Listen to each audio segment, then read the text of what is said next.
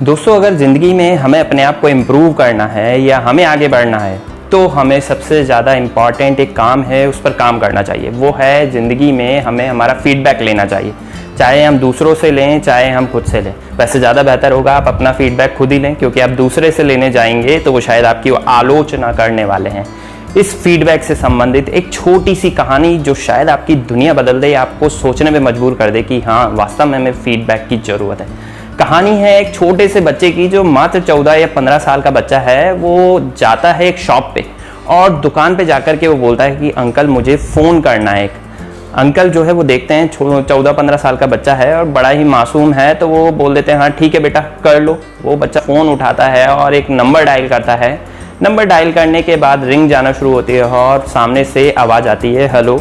सामने से एक मैम बोल रही होती हैं। तो वो लड़का बोलता है मैम मुझे जॉब की ज़रूरत है, क्या आपके यहाँ मुझे काम मिलेगा?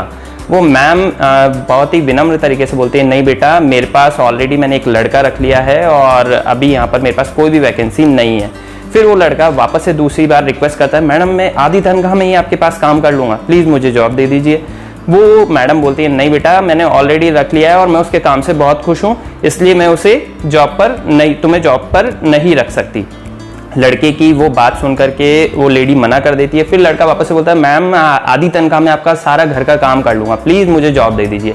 वो मैम मना करके फ़ोन काट देती है और बीप की आवाज़ आने लगती है। लड़के के भाव देख करके इंसान जो सामने दुकानदार होता है उसे लगता है कि इसे जॉब की नीड है। वो दुकानदार उसे जॉब के लिए बोलता है कि बेटा तुम्हें अगर वास्तव में जॉब की ज़रूरत है तो तुम मेरी दुकान पे आके जॉब कर लो। मेरी दुकान में वैसे ही बहुत सारा सामान इधर उधर बिखरा रहता है, फैला रहता है, तो तुम साफ़ सफाई का काम कर लेना और थोड़ा बहुत मेरा हाथ भी बटा देना। लड़के उस अंकल की बात सुन करके खुश होता है, लेकिन वो बोलता है नहीं अंकल, मुझे जॉब की ज़रूरत नहीं। एक्चुअल में मेरे पास ऑलरेडी जॉब है। मैं जहाँ जॉब करता हूँ मैं वहाँ से जानना चाहता हूँ कि वो लोग मेरे काम से संतुष्ट हैं या नहीं। इसलिए मैंने फ़ोन करके पता लगाना चाहा कि मेरे को कोई रिप्लेस तो नहीं कर सकता या मेरे लिए मेरा कोई ऑप्शन तो नहीं है जिसे वो जॉब पे रख ले और मेरी जॉब चली जाए। ये बात सुनकर के वो दुकानदार बड़ा दंग रह जाता है, बोले बड़े कमाल का लड़का है ये। तो दोस्तों, इस छोटे से बच्चे की कहानी हमें बहुत कुछ सिखाती है। इस कहानी से हमें ये सीखने को मिलता है कि हमें हमारे काम में हमेशा परफेक्शन रखना चाहिए। तो परफेक्शन कैसे आता है? हम डेली जब अपने काम को इम्प्रूव करते रहते हैं, खुद से फीडबैक लेकर के, लोगों से फीडबैक लेकर के और डेली कुछ नया सीख करके, तो उससे हम आगे बढ़ते रहते हैं। जैसे मैं एक एग्जाम्पल से बताता हूँ। एक कंपनी है, उसमें एक मशीन लगी हुई है और वो मशीन रात और दिन काम करती है और वो मशीन अचानक खराब हो जाती है और उसका वहाँ पर कोई भी पार्ट नहीं मिलता है। यानी कि उस मशीन का वो पार्ट खराब होने से वो कंपनी कई महीनों तक ठप हो जाती है। तो वैसे ही दोस्तों, हमें भी हमारी लाइफ में इतना बेस्ट होना चाहिए कि अगर हम किसी जगह नहीं हैं तो हमारी वैल्यू उस मशीन के पार्ट की तरह होने चाहिए कि वो सारा काम वहाँ पे ठप पड़ जाए और उन लोगों को हमारी ज़रूरत पड़े।